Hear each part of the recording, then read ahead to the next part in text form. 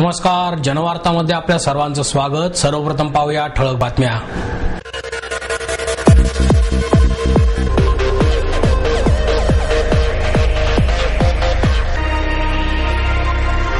श्रीमंत दगडूशेठ हलवाई गणपती ट्रस्टचे संस्थापक अध्यक्ष प्रतापराव गोडसे यांना श्रद्धांजली अर्पण करण्यासाठी महापालिकेच्या वतीने विशेष सभेचे आयोजन। सध्याच्या गझलकारांमध्ये निर्माण झालेली दुही आणि गैरसमज दूर करून एकत्र यावे आणि त्यातून अनेक नवे सुरेश भट निर्माण करावे, केंद्रीय ऊर्जा मंत्री सुशील कुमार शिंदे यांचं आवाहन। आणि हिंदवी स्वराज्य स्थापन करणाऱ्या छत्रपती शिवाजी महाराजांची जयंती संपूर्ण देशात राष्ट्रीय सण म्हणून साजरी व्हायला हवी, हिंदू धर्मगुरू आचार्य धर्मेंद्रजी महाराज यांचं परखड मत।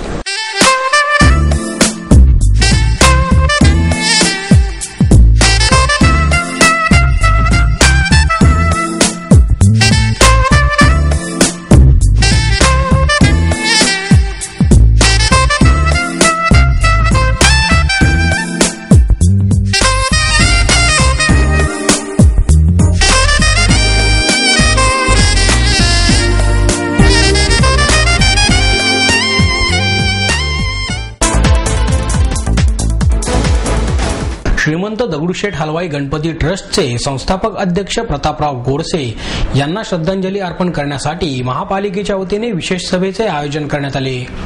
यावेळी राष्ट्रवादी काँग्रेसचे प्रवक्ते अंकुश काकडे, रवींद्र माळवतकर, काँग्रेसचे शहराध्यक्ष अभय छाजेड, भाजपच्या गटनेत्या मुक्ता टिळक, मनसेचे गटनेते रवींद्र धंगेकर, बाबा महाराज सातारकर, पंडित वसंतराव गाडगीळ, अशोक गोडसे, माजी राज्य माहिती आयुक्त विजय कुवळेकर, गायक श्रीधर फडके आदी उपस्थित होते।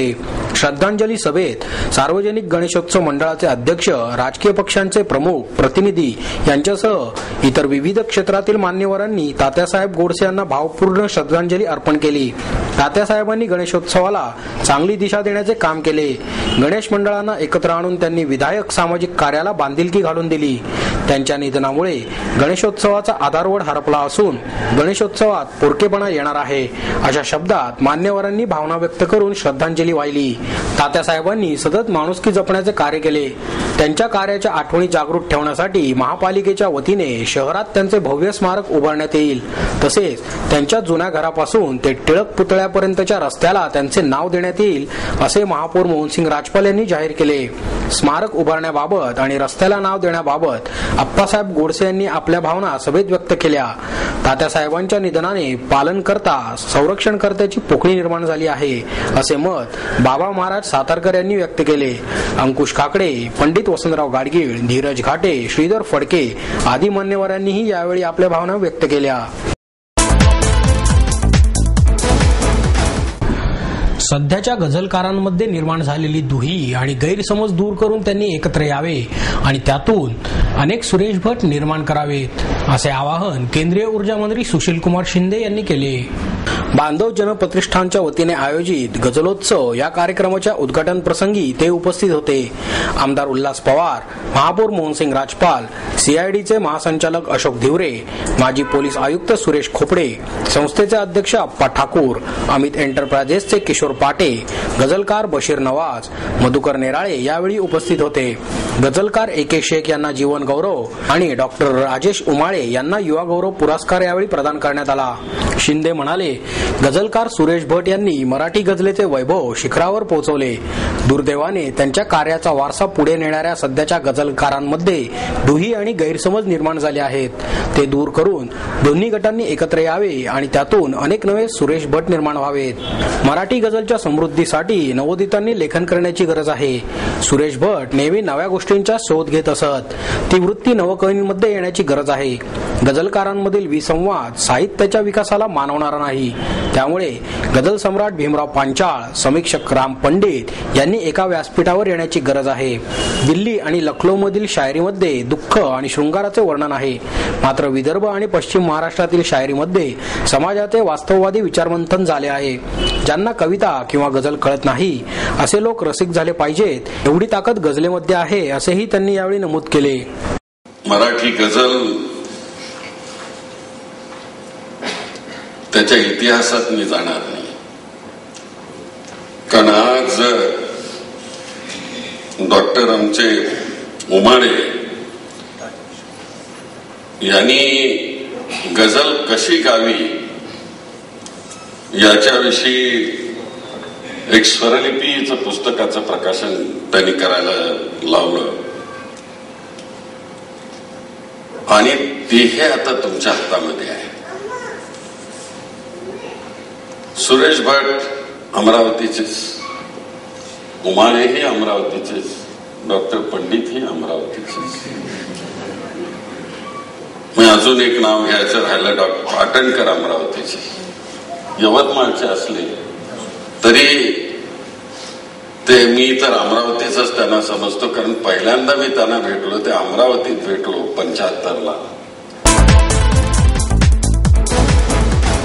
हिंदवी स्वराज्य स्थापन करणाऱ्या छत्रपती शिवाजी महाराज यांची जयंती संपूर्ण देशात राष्ट्रीय सण म्हणून साजरी व्हायला हवी, असे परखड मत हिंदू धर्मगुरू आचार्य धर्मेंद्रजी महाराज यांनी व्यक्त केले. छत्रपती शिवरायांच्या जयंतीनिमित्त राजे शिवराय प्रतिष्ठानच्या वतीने आयोजित करण्यात आलेल्या शिवजयंती उत्सवाअंतर्गत उभारण्यात आलेल्या राजगडाच्या प्रतिकृतीच्या उद्घाटनासाठी आचार्य धर्मेंद्रजी महाराज पुण्यात आले होते. त्यावेळी बोलताना आचार्य म्हणाले, लायकी नसणाऱ्या भ्रष्टाचारी राजकारण्यांची जयंती आणि पुण्यतिथी साजरी करणे ही हिंदुस्थानच्या परंपरेला काळीमा फासणारी बाब आहे. हिंदवी स्वराज्य स्थापन करणाऱ्या छत्रपती शिवाजी महाराजांची जयंती केवळ गल्लीतच नव्हे तर संपूर्ण देशात राष्ट्रीय सण म्हणून साजरी व्हायला हवी. छत्रपती शिवाजी महाराज यांनी परकीय आणि स्वकीयांशी लढून केवळ हिंदू धर्माचेच नव्हे तर संपूर्ण देशाचे रक्षण केले. त्यांचे नेतृत्व खऱ्या अर्थाने राष्ट्रीय होते. परंतु आजही अफजल खान, हुमायून आणि बाबर यांचेच गोडवे गायले जातात. ही देशाला लाज आणणारी बाब आहे. देशाच्या स्वाभिमानासाठी शिवजयंती प्रत्येक नागरिकाने राष्ट्रीय सण म्हणून साजरी केली पाहिजे, असे आवाहनही त्यांनी यावेळी केले. सल्लल्लाहु अलैहि वसल्लम हजरत पैगंबर नबी सिर्फ 1400 ज्यादा से ज्यादा 40 साल बस, लेकिन हमारी महान परंपरा 2 अरब साल पुरानी है. 1,97,000 60 लाख साल पुरानी.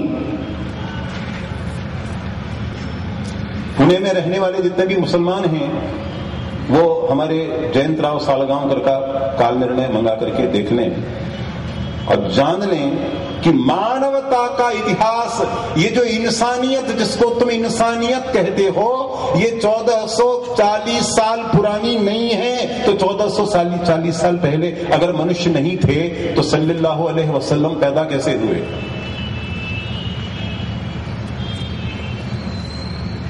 दो 2012 साल पहले अगर मनुष्यता नहीं थी, मानवता नहीं थी, तो क्राइस्ट कैसे पैदा हुए? माना कि कुमारी कन्या के गर्भ से हुए, लेकिन हुए ना, कन्या तो थी, कहां से आई? इसका जवाब किसी के पास नहीं है. 1 अरब 97 यानी 2 अरब साल पुरानी हमारी सृष्टि. और जब भगवान ने सृष्टि का निर्माण किया तो सृष्टि के निर्माण के साथ हमें संरक्षक के रूप में भगवान स्वयंभू मनु प्रदान किए. और मनु ने केवल औलादें पैदा नहीं की, संस्कार दिए, संस्कृति दी और धर्म दिया.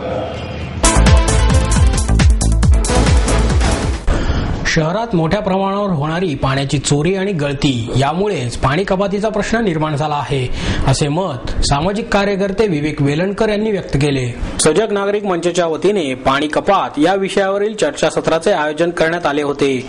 जुगल राठी, महापालिकेच्या पाणी पुरवठा विभागाचे निवृत्त अधिकारी रमेश बोतालजी, निवृत्त मेजर जनरल सुधीर जठार यावेळी उपस्थित होते. विवेक वेलणकर म्हणाले, महापालिका निवडणुका होईपर्यंत पाणी कपातीचा प्रश्न निर्माण झाला नाही, मात्र निवडणुकीनंतर तो कसा समोर आला याबाबत संभ्रम असून शहरातील मोठ्या प्रमाणावरील पाण्याची चोरी आणि गळती यामुळेच कपातीचा प्रश्न निर्माण झाला आहे. निवडणुकीपूर्वी मागेल त्याला नळजोड देण्यात आले, त्यामध्ये मोठ्या प्रमाणावर अनधिकृत जोड होते. गेल्या 110 दिवसांमध्ये पाटबंधारे विभागाने गरजेपेक्षा जास्त पाणी सोडले.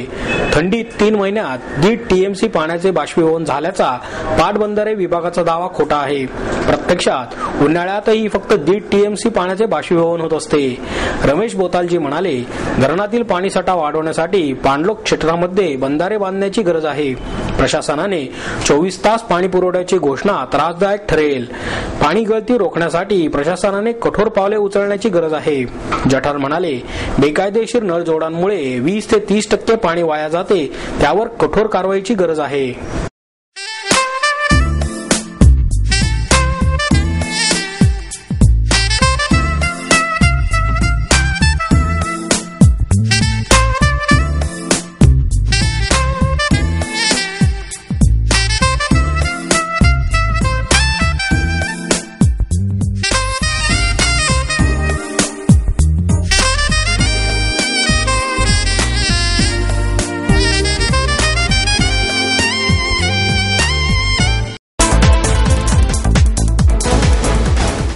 विजय तेंडुलकर हे नाटककार सुद्धा खरोखरीच आंतरराष्ट्रीय कीर्तीचे आहेत का, असा समीक्षात्मक सवाल ज्येष्ठ समीक्षक डॉक्टर द.बी. कुलकर्णी यांनी उपस्थित केला.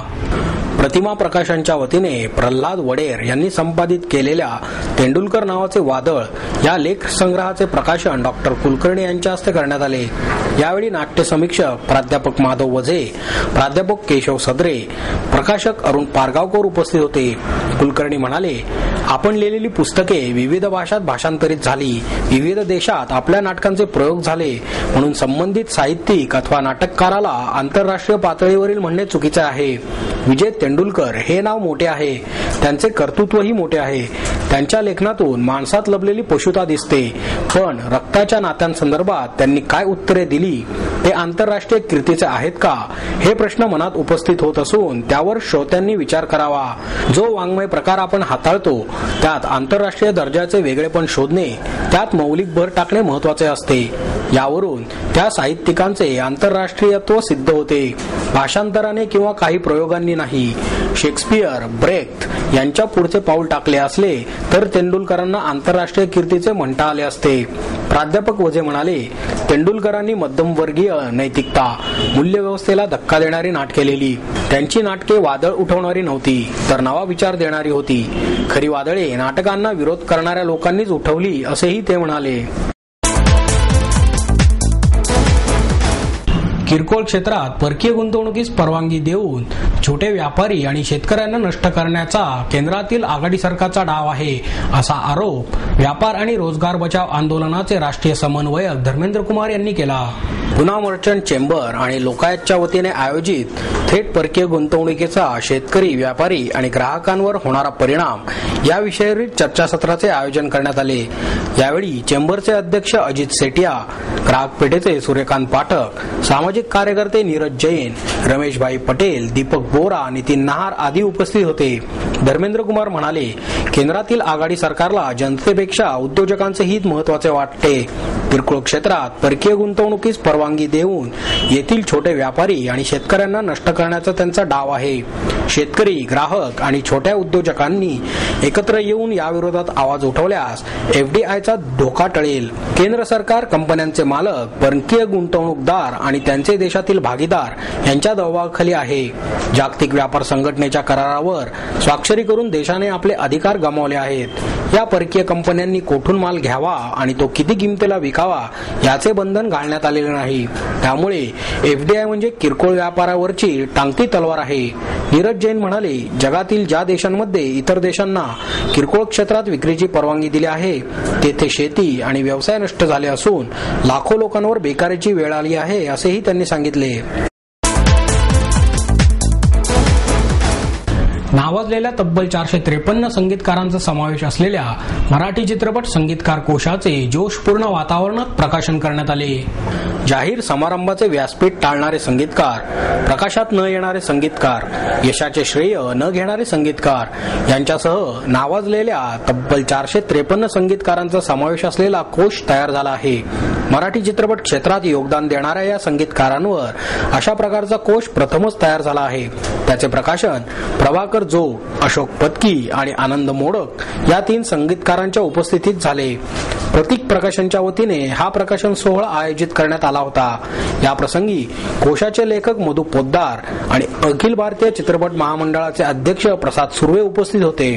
पत्की म्हणाले, कोश तयार करणे हा कटकटीचा विषय आहे, पण तो पुढील पिढ्यांसाठी महत्वाचा विषय आहे. इतिहास समजण्यास असले कोश उपयोगी ठरतात. मोडक म्हणाले, ध्यास, कामावर निष्ठा आणि उत्तमतेची निष्ठा असेल तरच असे कोश तयार होऊ शकतात. कोश काही वर्षात तयार होत नसतात, त्यासाठी आयुष्य वेचावे लागते. पोद्दार म्हणाले, एकेका संगीतकारावर पूर्ण ग्रंथ लिहावा इतक्या ताकदीचे कलावंत आपल्या चित्रपटसृष्टीत होऊन गेले. त्याची दखल योग्य वेळी घ्यायला हवी. कलावंताचा मृत्यू झाल्यानंतरच त्याची दखल का घेतली जाते? जिवंत असेपर्यंत त्याचे मोठेपण का समजत नाही, असा सवाल मोडक यांनी उपस्थित केला. संगीताकडे पाहण्याचा दृष्टिकोन बदलला जावा, असेही त्यांनी नमूद केले.